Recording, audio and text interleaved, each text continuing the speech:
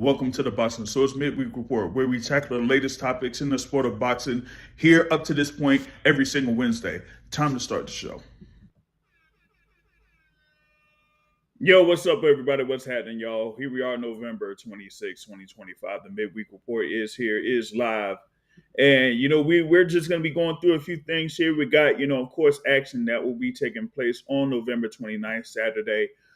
That's over in California. You got pretty much, two events in California, right? We got ProBox that will have a few fights there, of course. And, we got a WBO eliminator bout that's going to be taking place that headlines the ESPN Knockout fight card. So we're going to be, talking about that here in this particular episode of the Boxing Source podcast. And, we're also going to, catch up on a few other things here when it comes to news and things like that here within the sport of boxing. Shout out to everyone that's going to be tuning in here live, and then of course that's going to be catching the replay here as we got a number of things we're gonna go over.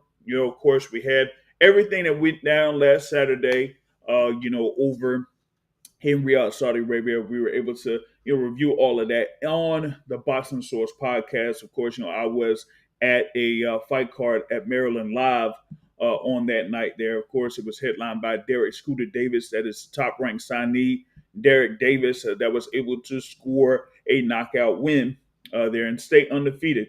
Hopefully, we see more from Derek Scooter Davis here in 2026. Some may say that he could be back as soon as February, or at least I hope he returns in February. So, after having his bouts there over in Norfolk, in the summer of this year, and then having another fight in September that was on the ProBox card, and then this here that was on November 22nd. That's 3 fights within about 5-6 months or something like that. So that was good work there for Derek Scooter Davis here to close out the year and things like that. Of course, we had a number of other fighters that were involved in that card on November 22nd.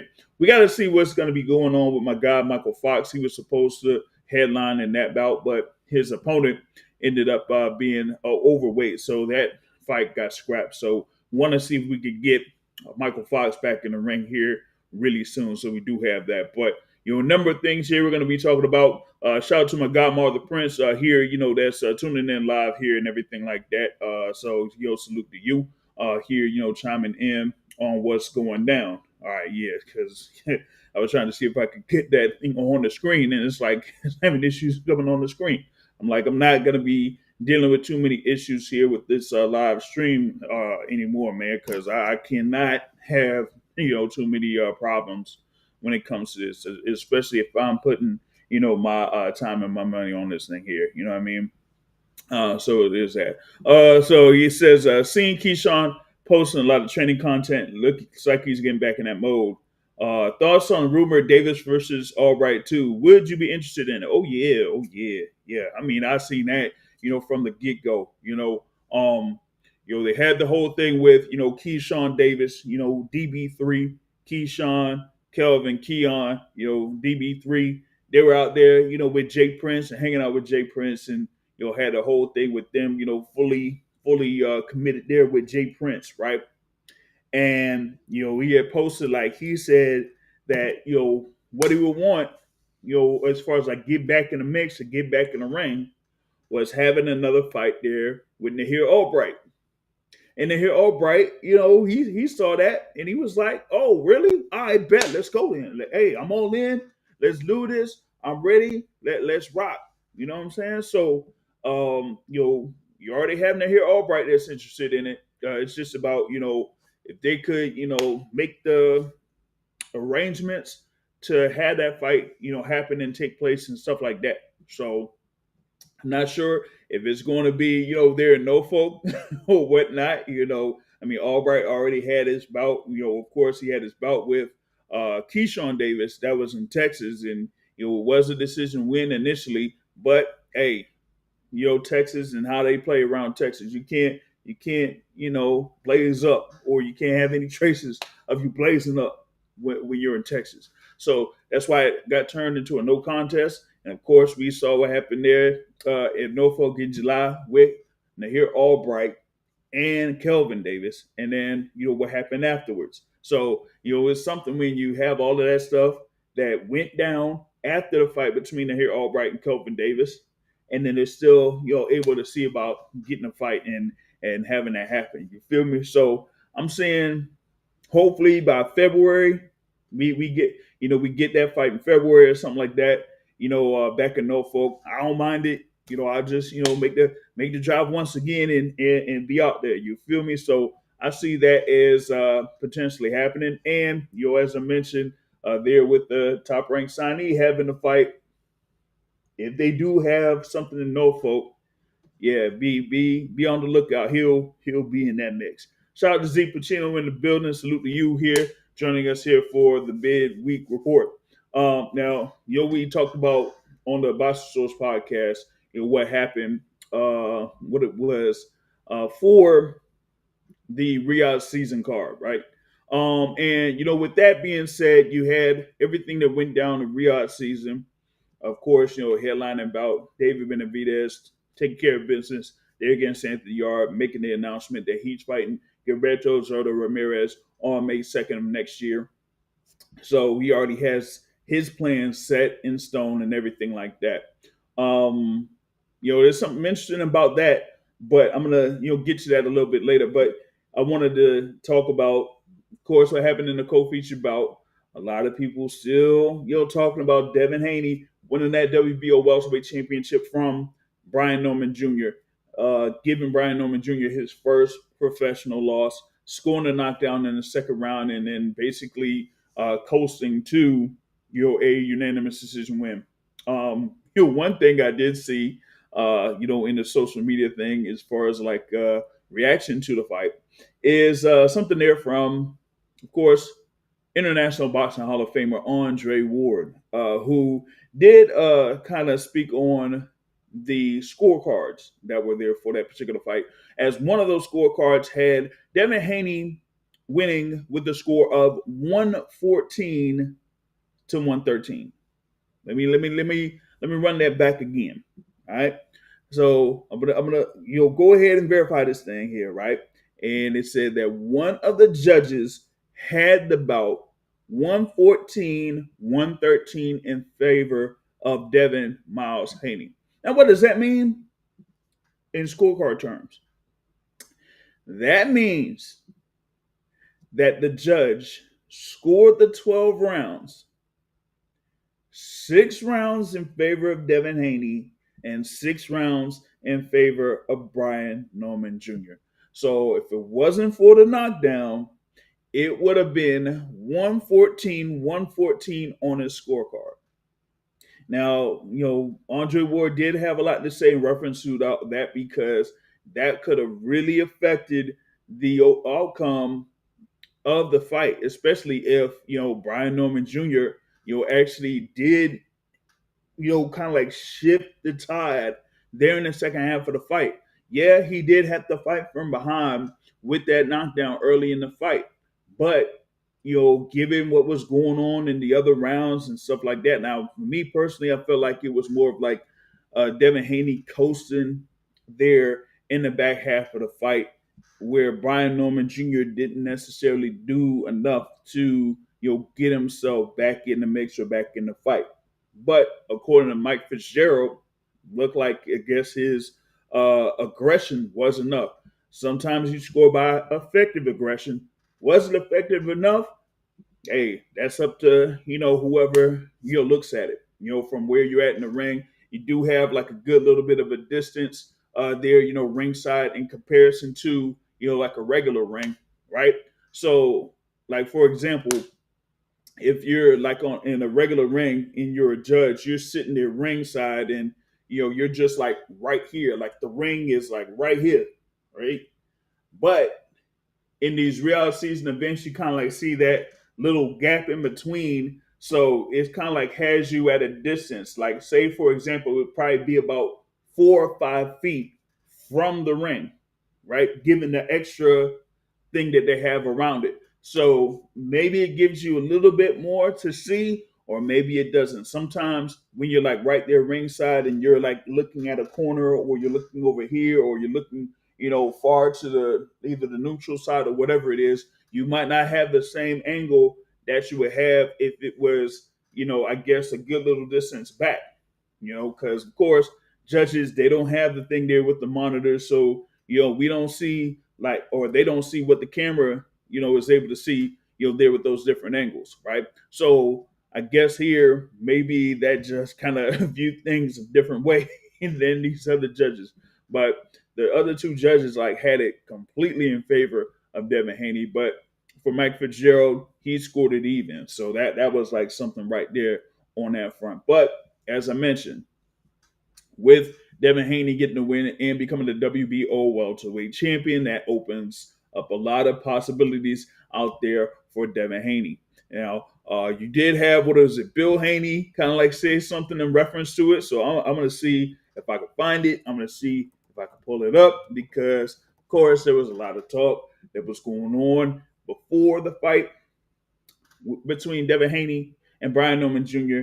And now you got, of course, Bill Haney, is saying that there might be a few things going on. So I'm going to see here. I'm going to put this thing to the test, right? I'm going to see if I can share this screen here because I want to get the comments out here from Bill Haney. Yes, it's Bill Haney right here. He says, Ryan lost to Rolly on May 20th. Now he's fighting Barrios in February. Rolly hasn't fought since May, and Devin just became champion in the same division. So why wait on Ryan again? Devin can fight Rolly now, same day, same card, unification. You know? Oh man, so that's the thing about it. He's like, hey, he says that Devin Haney could turn right around and have the fight with Rolando Romero on the same date that you're scheduled to have Ryan Garcia going up against Mario Barrios. Okay. Of course, that fight between Ryan Garcia and Mario Barrios is going to be for the WBC Welterweight Championship. You do have Rolando Romero with the WBA Welterweight Championship. Nobody is saying anything about the WBA mandatory Shaka McGearsoff, and nobody really should be saying anything about the WBA mandatory Shaka McGearsoff because he is not really much to talk about. Is as far as I'm concerned, actually, just saying this now, right? They should have went ahead and had that mandatory defense because come on, man, like Shaka Gearsoft, he's not gonna be no beating up no Rolando Romero. I'm sorry, it's just not going to happen. Okay, so I would just go ahead and I would have gotten that mandatory out the way. You fought in early May. You could have had something else here before the end of the year. I would have said, hey, look, let me get this done, on the December 6th card or something like that. I could have had some, that could have been it. I would have said, hey, make this happen, mandatory defense, all that type of stuff, and get that out of the way. But nope, they didn't do it. So I'm like, hey, if they just ain't gonna really enforce that mandatory, go ahead and have Rolly Romero make this offense of that WBA title and have it against the newly crowned WBO champion there in Devin Haney. But hey, that I would say would be a much more interesting bout than to have Rolly Romero going up against the mandatory challenger. Now, some people thought that, hey, he could have had something against Emmanuel Dapijan Pacquiao, but it seems like that's not the case now. And because of that, that may mean that there may be something else in the works. But we'll see. But given that, now that you have, Devin Haney here, now still undefeated, now being the three division world champion, right? Three division world champion.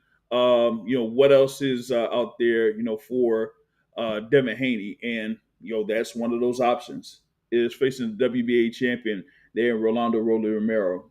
Some people would be in favor of it. Some people would, lean towards Devin Haney getting the win in that potential matchup, but it just remains to be seen. I would say if they're going to try anything, Y'all will have to work out something within these next couple of weeks. Now, with that being said, there is another little bit of a caveat to that, and it deals with now the former WBO welterweight champion and Brian Norman Jr. And yes, you did have Devin Haney as the number one contender there for that world title, right?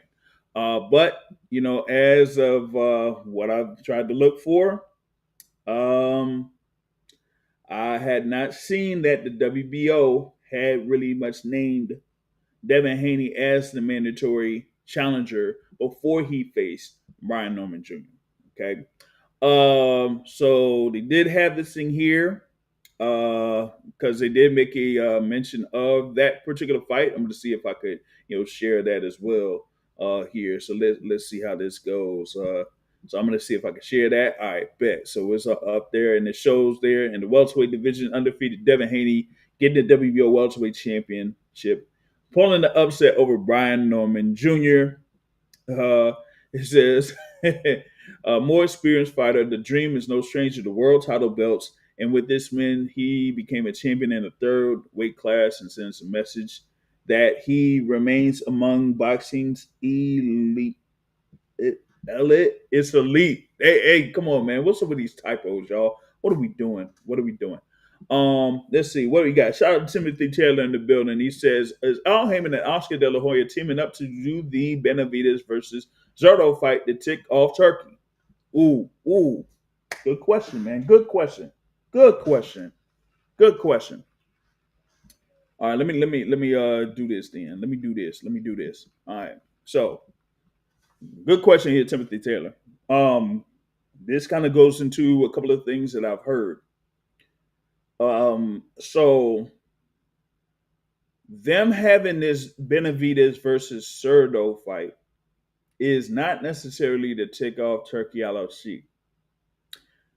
Them having this Benavidez versus Zerto fight is a sign that Riyadh season events or Selah or anything involving the what do you call it, the sports division of sorts with Saudi Arabia, that their involvement in boxing is about to fade away.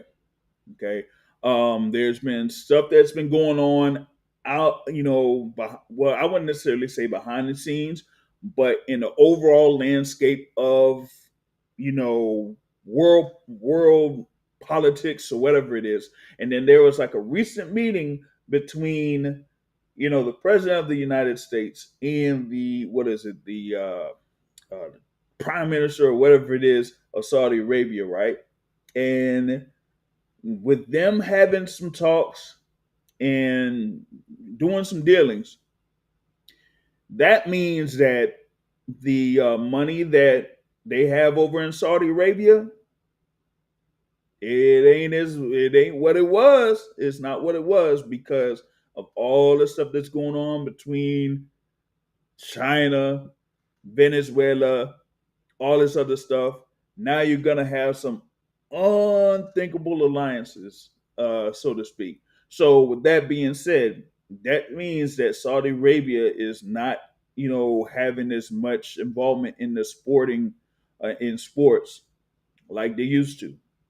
And so you're going to see a lot less events over in Saudi Arabia in comparison to these past 2 years. It's been over 2 years since, you kind of started these boxing events. Of course, with that fight between Tyson Fury and Francis Ngannou kind of like kicking it off. Now we're about 2 years in. Okay. Now you might see a few more things happening, but it's going to be outside of Saudi Arabia and not within Riyadh or whatever it is. So you will still see like something saying Riyadh season or ring, but of course it'll have fights over in, like, for example, Tottenham Hotspur Stadium or Wembley Stadium, or shoot over in Los Angeles again, or like they had over in New York with the Ring 3 event. But coming up with Ring 5, that's going to be at the end of this year, December. Of course, it's headlined by Naoya Inoue's defense of his world titles.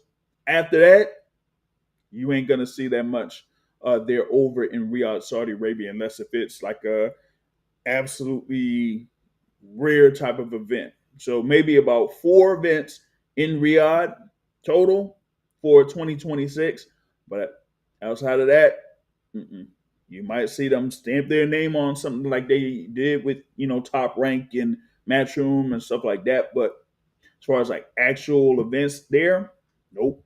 So you might see more like how you had Canelo versus Crawford over in Legion Stadium. But as far as like in Riyadh, not that much. All right. So that was the thing on that front with Benavidez versus Zordo Ramirez. That's going to be in the cruiserweight division for scheduled for May 2nd. It's likely going to be in Las Vegas. All right.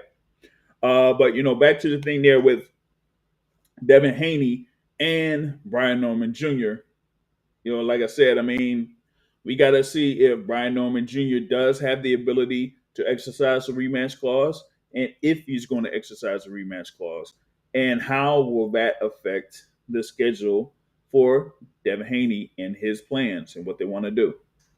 He said, Timothy Taylor also asked, do you think Turkey will leave boxing after Canelo's contract is up? Hmm. Hey, that could be possible, but you might have a situation where that contract might shorten itself out. What has he had? 2 fights, right? He had the William Skull fight and the Terrence Crawford fight. We heard the thing there in reference to Canelo saying that he wants to get back and he wants to get a rematch there with Terrence Crawford. That would be like fight number 3.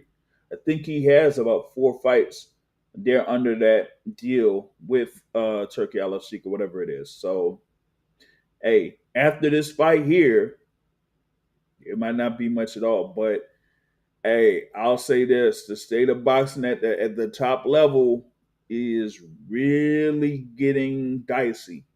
It's getting dicey. A lot of these fights that maybe people that are trying to anticipate and everything like that going into 2026, are we any closer to having those fights happen?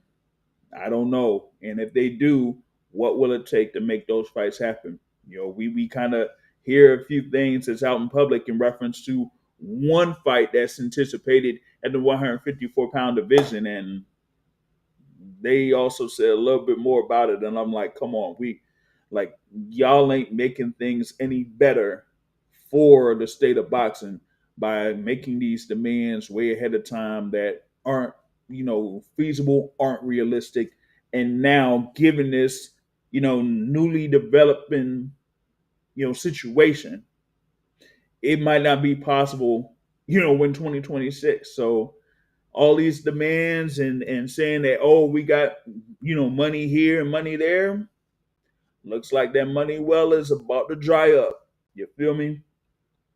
He says Brian Norman Jr. would beat every other welterweight except for Devin Haney, just like Errol Spence would beat every other welterweight except for Terrence Crawford. You could probably say that. I mean, you got, like I said, the other world champions there, Mario Barrios. You got Rolando Romero.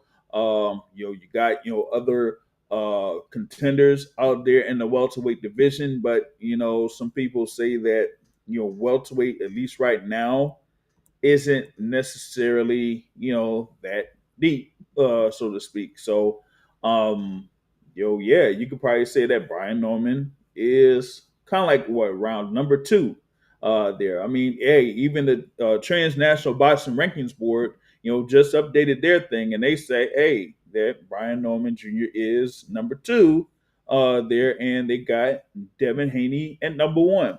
I mean, it's showing right here. You got Devin Haney, you got Brian Norman Jr., you got Mario Barrios, you got Manny Pacquiao, you got Abel Ramos at number 5. You got Manny Pacquiao at number 4 and Abel Ramos number 5. And you see the rest of the rankings there. Suleiman Sissoko, Giovanni Santillan, Iamanis Stanionis at 8, Alexis Rocha at 9, and Raul Curiel at 10. Yo, Come on, y'all, they disrespected Nehemiah Stanionis. I'm sorry. Stanionis would beat Abel Ramos and Suleiman Sissoko. Yeah, I did say that. I put it out on record. Come on, man. Yo, like Ramos, Sissoko, and Santion, they ain't even been like a world champion of any sort or whatever it is. At least Stanionis has been like a world champion or something. But come on, man. Y'all putting them at number 8? Come on, yo. What are we doing? You know, what are we doing, yo? But yeah, that kind of like shows you the state of the welterweight division right now and how things are looking. And they got, Devin Haney at number 1, giving his win over Brian Norman Jr. And we know about the thing there with Mario Barrios. Yes, he is the WBC welterweight champion, but what is it? His last 2 fights resulted in a draw, right? Draw against Abel Ramos, a draw against Manny Pacquiao. So as far as like a performance is concerned, hey, there you go. You feel me? So, I mean, if you're gonna have Devin Haney, either potentially, facing like Rolando Romero or, say a rematch with Brian Norman Jr., then there you go. I mean, hey, you don't even have Rolly Romero. Wait, you don't even have Rolly Romero on here. He's not even in the top 10. That's crazy. I know people are talking about the ratings for the ring, but here with this boxing rankings board, they don't even have Rolly Romero in the top 10. You mean to tell me that you ain't gonna have a world champion there in the top 10, Rolly Romero? That is crazy work. That's crazy work right there. Crazy work. But that tells you, what you have in reference to the welterweight division and what's going down there at welterweight. So, for me, I think it's something where Devin Haney, he'll probably like hold on to that ranking there at number 1, right? And then, from there, you kind of like see the overall status of the welterweight division. And, at least they say like, hey, you know what? We kind of favor Devin Haney over all of these fighters there that are ranked in the top 10. You know, he says, why is Shakur Stevenson ranked ahead of Devin Haney in the pound for pound list? Why is Devin Haney ranked behind Shakur Stevenson in the pound for pound list? Hey, Timothy Taylor, man, I'm here to say this. Uh, I know there might be a few things out there that have Shakur Stevenson ahead of Devin Haney in the pound for pound list, but come on, man.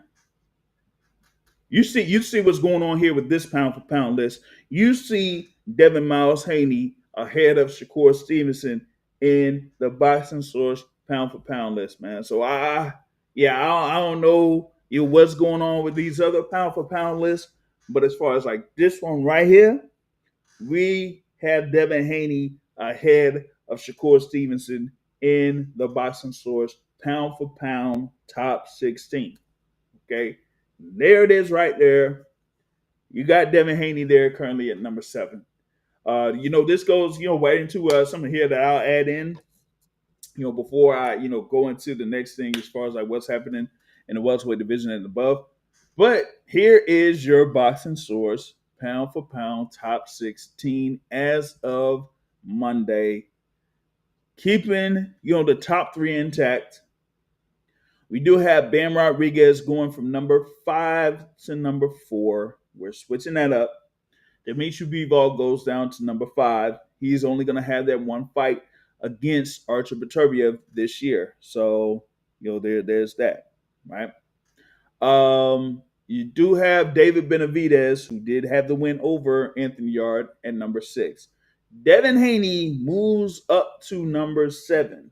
Okay, he was like outside of the top 10, but with his win over Brian Norman Jr. to become the WBO welterweight champion means that he is a 3-division champion, undisputed at lightweight, WBC super lightweight champion, now WBO welterweight champion. He is now at number 7.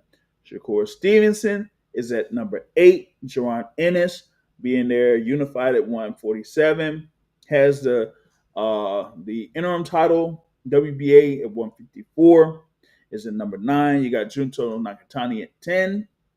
Canelo is at number 11. Tank Davis is at 12.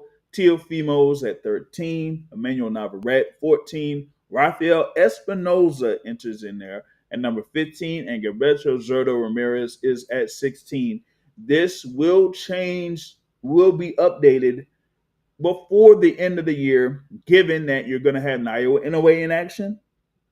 You're going to have Junto Nakatani in action. And we got to see what's going to be going on with Teofimo Lopez and Shakur Stevenson. Will they finally announce that fight and when that fight will take place? That is something that remains to be seen. But I mean, that should tell you, at least there, what's going on with the Bison Source pound for pound top 16.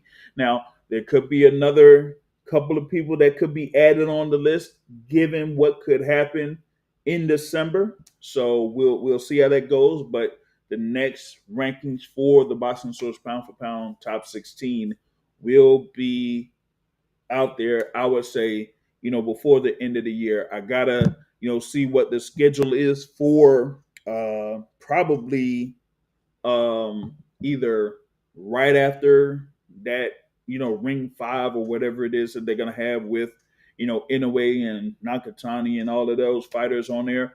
But I'll have a new pound for pound top 16, and there will probably be, that'll be part of the Boston Source Award show there for 2025. But currently, this is the pound for pound top 16 right there. So yeah, I'm not having Shakur Stevenson above Devin Haney this time on the Boston Source pound for pound list. So there you go. I mean that I had to post that up there, because that given Devin Haney's performance, particularly in the first half of that fight against Brian Norman Jr., that kind of like showed that he was ready for that bout against Brian Norman Jr.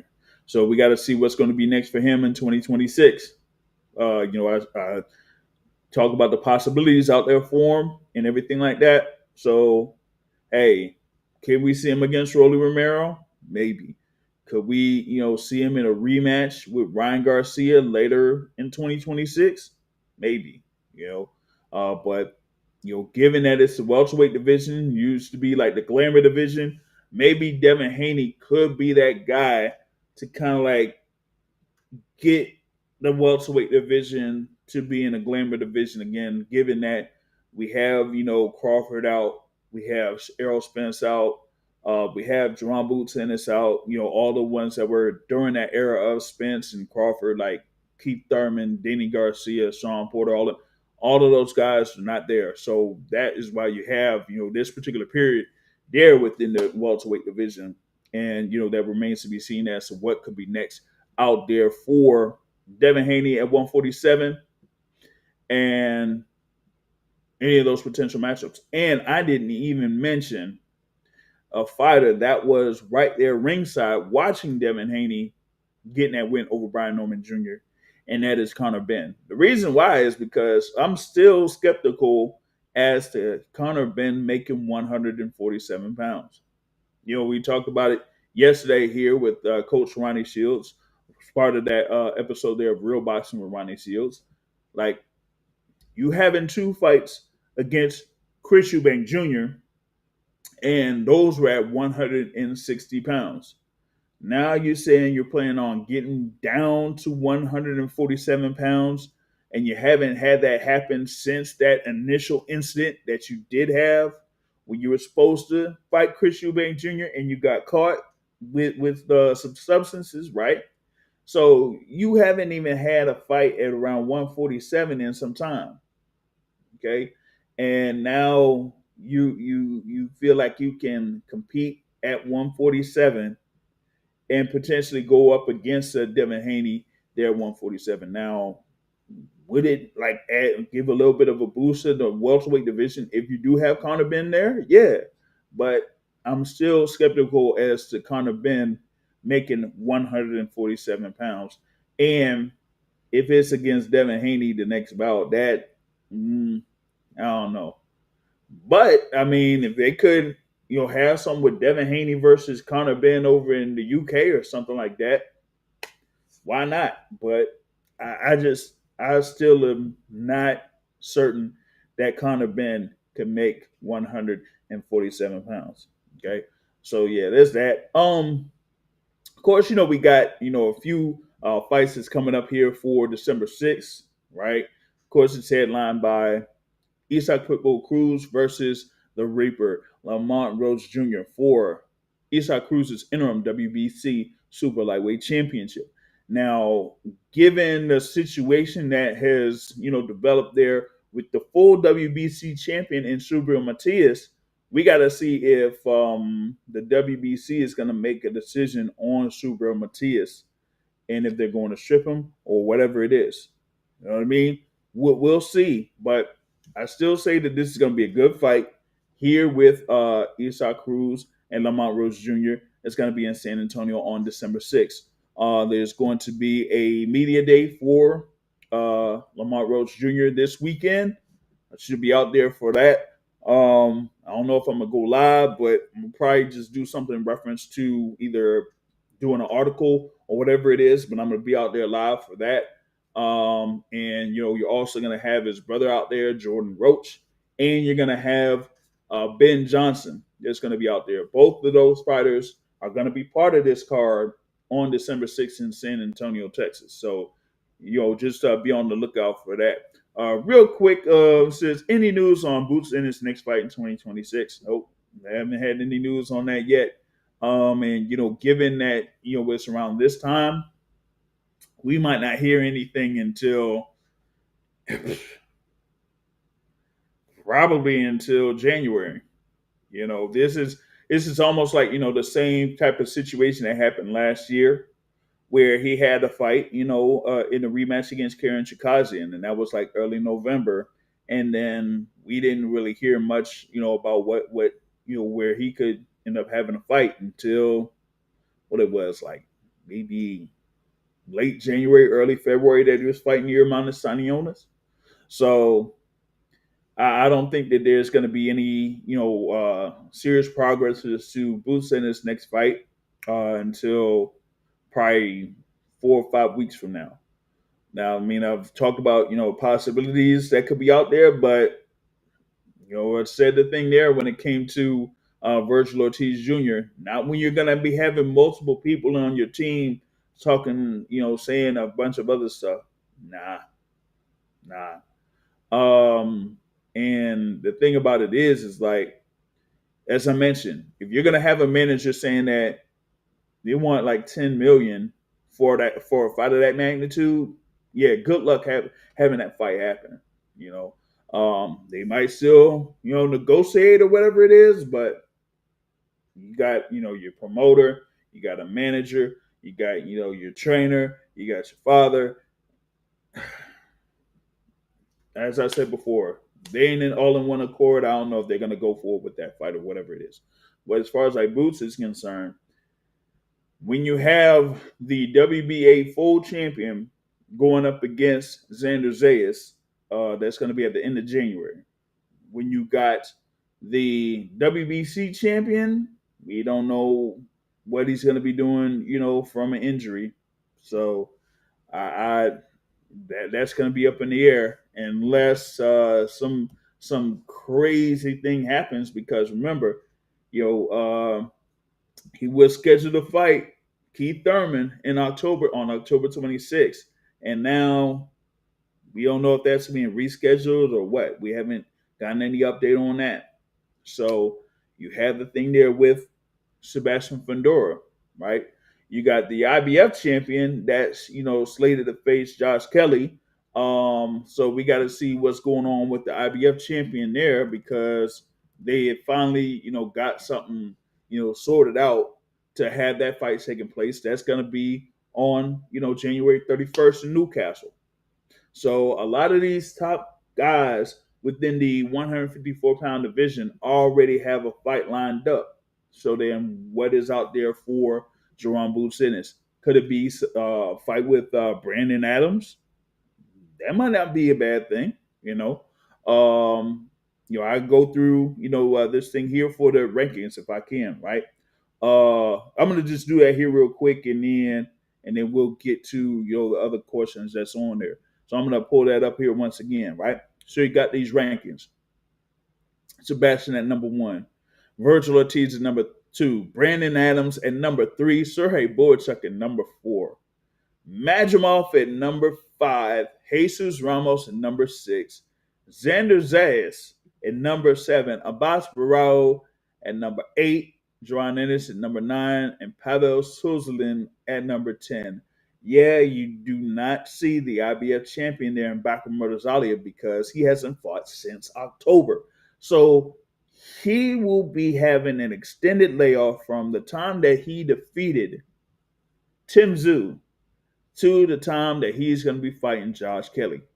Okay, so that's why you don't see him in the rankings. But these other guys that you have out here, Brandon Adams, they had his win over Suri Boachuk in September. Suri Boachuk, that had the fight against Michael Fox before the rematch against Brandon Adams. You got Madrimov that had the loss to Virgil Ortiz Jr. and to, of course, Terrence Crawford.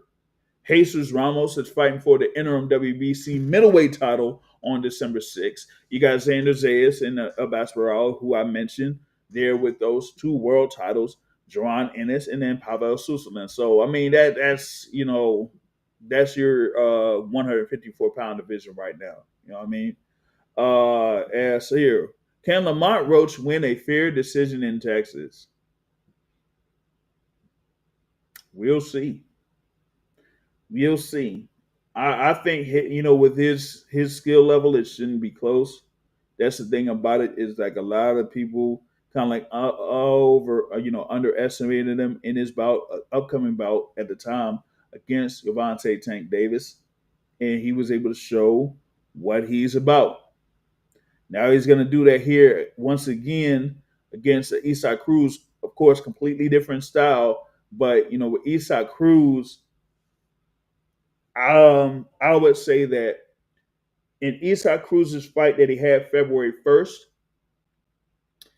that he looked a little bit more polished, but you could still see the roughness and ruggedness there from Isaac Cruz.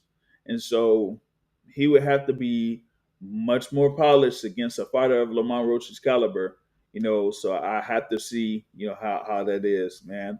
I'm gonna see here. I wanted to see if I could get this next question up, but I'm gonna try to pull that up here in a bit though. But I think you kind of like raised this up. You'll hear earlier on the Boxing Source podcast, but I'm gonna see here if we could, do that or bring it up here once again. Okay, when it comes to Eduardo Sugar Nunez, they're in the super featherweight division. Do you think Sugar Nunez should be on the list? He will have an upcoming bout against Emmanuel Navarrete for the IBF and WBO Super Featherweight Championships. Of course, after he had the win over Christopher Diaz. Pretty good fight, but he, of course, did better in most of those rounds against Christopher Diaz and was able to score 2 knockdowns against Christopher Diaz. So we got the unanimous decision win to defend the IBF Super Featherweight Championship. Now going up against Emmanuel Navarrete, of course, who, as I have in the Boxing Source pound for pound rankings, unified championship. If he gets the win over Emmanuel Navarrete, I'll put him on the list. How about that? I'll put it on record. That's another one I put on record. If Eduardo Sugar Nunez defeats Emmanuel Navarrete and becomes a unified champion, I'll put him on the list. All right? Remember, he got this on record, so I will put him on the list. I didn't say, now remember, I didn't say where I'm going to put him on the list, but if he gets the win, I'm going to put him on the list, okay? That's what I'm gonna do. I'm gonna put him on the list if he gets this win over Emmanuel Navarrete. Okay, so remember, thing is, Eduardo Nunez hasn't had a loss since 2018. He's like won a whole string of fights, building himself up there, to get into world title contention. Got the win over, Masanori Rikishi, made the defense of the IBF championship. I put this thing on record. If he defeats Emmanuel Navarrete, who has been a multi-division champion, he'll be on the list. Oh man. Oh, here we go. Um, see, hold on a second, y'all. Hold on. I need to do something here real quick. Need to do something here real quick.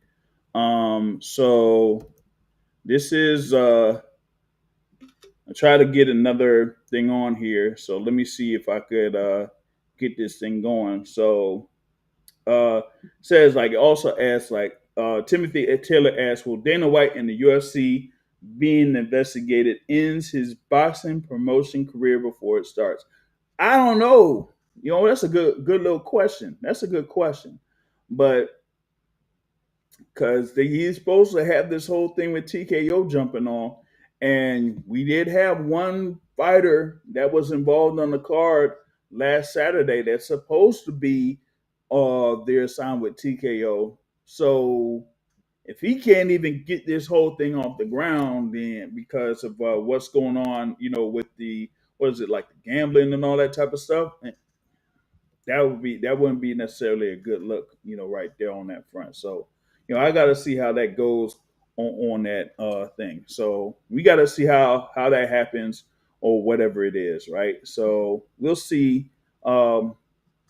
What happens there with Dana White and the UFC and how that whole little investigation goes with that, and then get the results from it.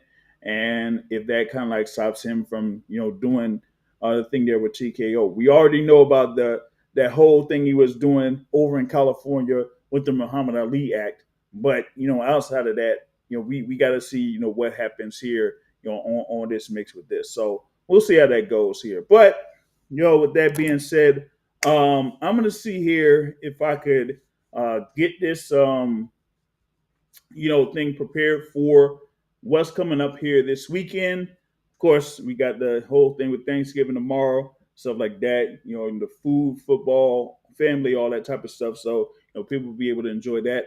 But we do have action there that is supposed to be taking place on Saturday night. We got two cars that we're looking forward to. So we're going to be taking a look at that. But, for the time being here, I will see about a couple of things here, and then we will be right back. So hold on just a second as I try to take care of a couple things. So bear with me for 1 second.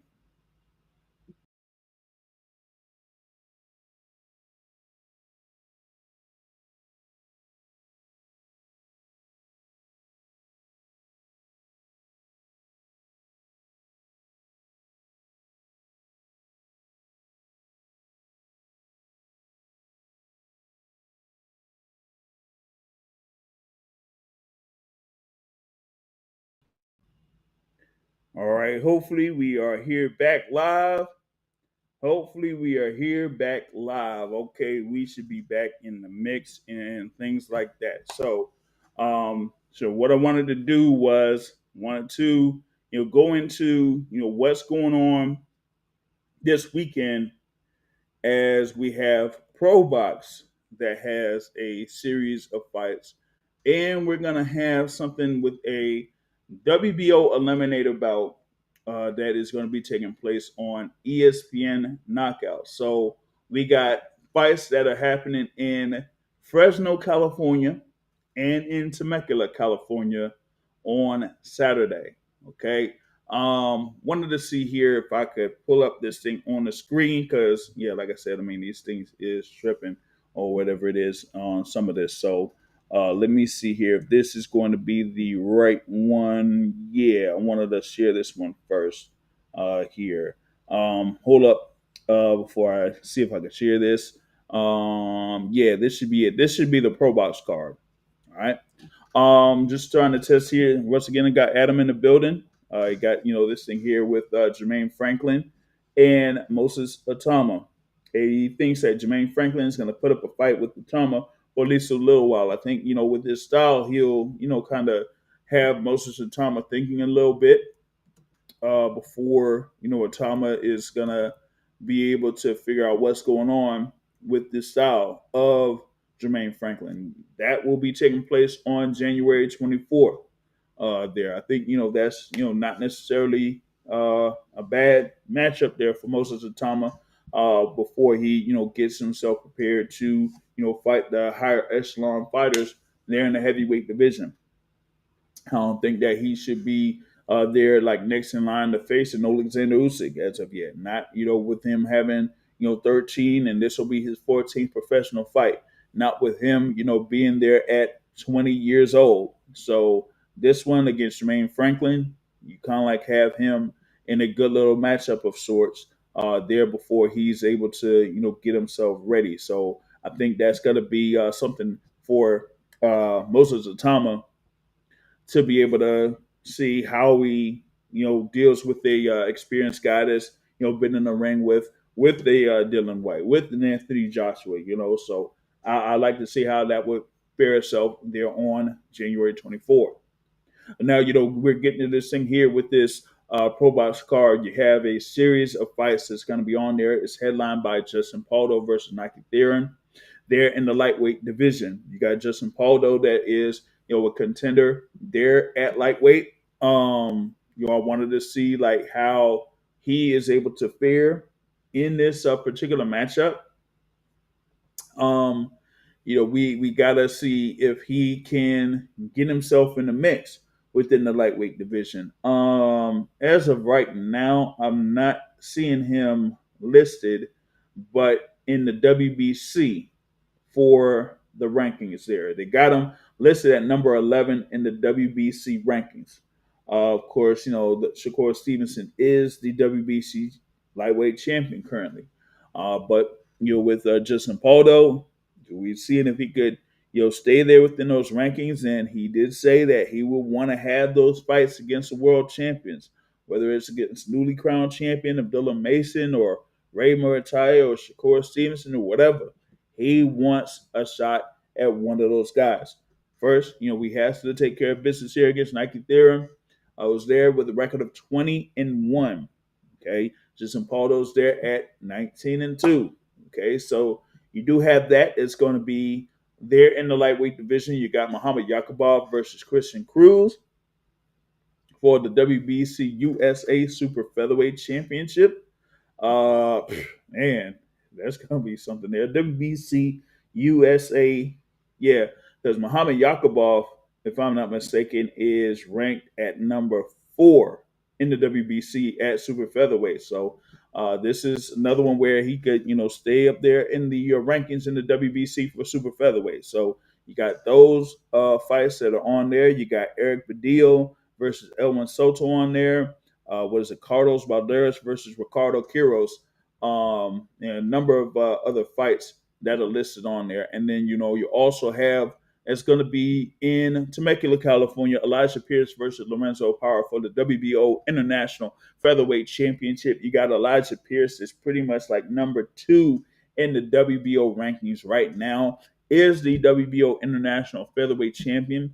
This is an eliminator of sorts there in the featherweight division. So a win for Elijah Pierce gets him one step closer to fighting for a world title. He wanted to see if he could get it in super bantamweight. Never really had that opportunity to get anywhere like any closer to, I would say, number 3 or number 4 in the sanctioning body rankings there in the super featherweight division, particularly with having Naoya Inoue as the undisputed champion at the time, and everyone else like trying to angle themselves to be a mandatory contender or whatever it is. So they didn't necessarily want to have a fight with someone like an Elijah Pierce if they know that they could potentially be next in line to face Naoya Inoue. So they didn't do that. And Elijah Pierce said, hey, you know what? Let me just go ahead and go up to featherweight. And, within a couple of fights, he's there among the top rated contenders in the featherweight division right now. And so now with him having that international title, going up against Lorenzo Parra, that's going to be something there to say, okay, he gets this win, he's going to be, saying, all right, I want a world title shot. I want a world title shot, whether it's against like a Rafael Espinoza, against like an Angelo Leo, there who has an IBF belt or something like that. We'll see. But he, is also like there at number 2 in the WBA as well. So you get Nick Ball. Hey, if you can't get Mirko Cuello to face Nick Ball for the WBA belt, then maybe Elijah Pierce could say, hey, if I can't get some with Espinoza, because we already know somebody else in the featherweight division that wants to shot at Rafael Espinoza and Bruce Carrington, then he could say, you know what? If Carrington wants that fight with Espinoza, let me go after like an Angelo Leo or a Nick Ball or something like that. But he still has to take care of business here first against Lorenzo Parra, there for that WBO International Featherweight Championship. So that's going to be what is on slate for November 29th. That's going to be there real good, man. Let's see here. Oh man. No, I'm just looking at something here through social media because listen, earlier today I was notified about something. Let me see if I no, I'm gonna get the screen here like this real quick. Earlier today I was notified about something that happened uh when it came to the quote, as they say. Um I was, addressed by someone that, there was some words that may have been said, may or may not have been said, in reference to a potential opponent for Clarissa Shields, and they talked to me about it, and apparently, some a colleague, a person that I've worked with, a person that was involved with having an interview with this fighter, kind of was accused of saying a couple of things that were not in favor of this fighter. Okay, this is Shadeja Green, of course, who is a unified super middleweight champion. Of course, had her win over at Madison Square Garden against Savannah Marshall to become unified super middleweight champion. Okay, we had the interview with Shadeja Green there, last week, and the person that was on there with us is apparently, I guess, is a fan of Clarissa Shields. And there were some comments made, I guess, on a Twitter space with Clarissa Shields, and he got caught up in the mix. He got caught up in the mix, and so now he's kind of on the hit list for Shadeja Green currently. I don't know if we have to do something to clear his name or whatever it is, but that whole thing, back and forth, that's going on right now. All I know is that what she said in the interview is what she's locked in for. Either undisputed at super middleweight or a fight with Clarissa Shields. One of those two fights. Anything else? Nah, she ain't with it. Okay, she ain't with it. So we got to see what's up with Clarissa Shields. Of course, did recently signed a multi-fight deal, very lucrative, for her. But we got to see what's going to be in the mix for Clarissa Shields in 2026, and if Shadeja Green is part of all that. Okay, so we got to see how that goes on that front. But I mean, here we are. Like I said, pretty much going to be going into the last month of the year. As I mentioned, you have the fights that's going to be taking place on December 6th. You do have Isaac Cruz versus Lamont Rose Jr. You do have Erislandy Lara versus Janabek Alhanla. You do have Oshaki Foster versus Stephen Fulton. And you do have Shane Mosley Jr. versus Jesus Ramos Jr. as part of that Amazon Prime pay-per-view or PBC on Prime pay-per-view event. Okay. You also will have their Frank Martin versus Francis Barthélemy as part of that. You got a number of other fights. Like I said, Jordan Roach is going to be involved in the card. Ben Johnson is going to be involved in the card. You should have Isaac Lucero on the card. Luis the Twist Nunez on that card as well. So it's going to be a packed show there at the arena in San Antonio, Texas. So we got to see, how that goes with all of that. But yeah, that's mainly what I got here for the midweek report. Having it for about an hour. Was able to run through as much as I could as far as like what's coming up here this weekend. Like I said, you got supposed to be on ESPN Knockout there for the Elijah Pierce fight, right? And you got ProBox TV, this headline with Justin Paldo that's on that card too. And I said what I said there, reference to Devin Haney. What could be next for Devin Haney? We'll see. Like I said, maybe a rematch there with Brian Norman Jr.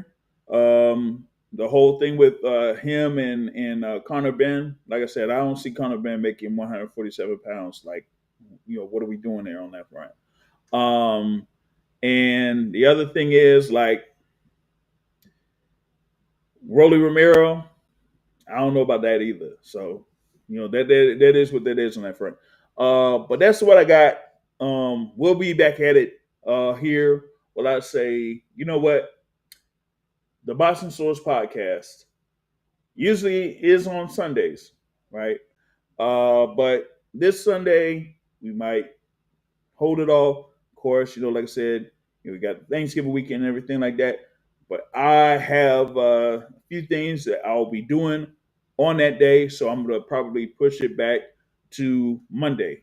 Okay, so that's what's gonna happen on that. All right, and y'all know what it is. That being said, folks, that's it for the midweek report. I'll catch y'all later. Peace out.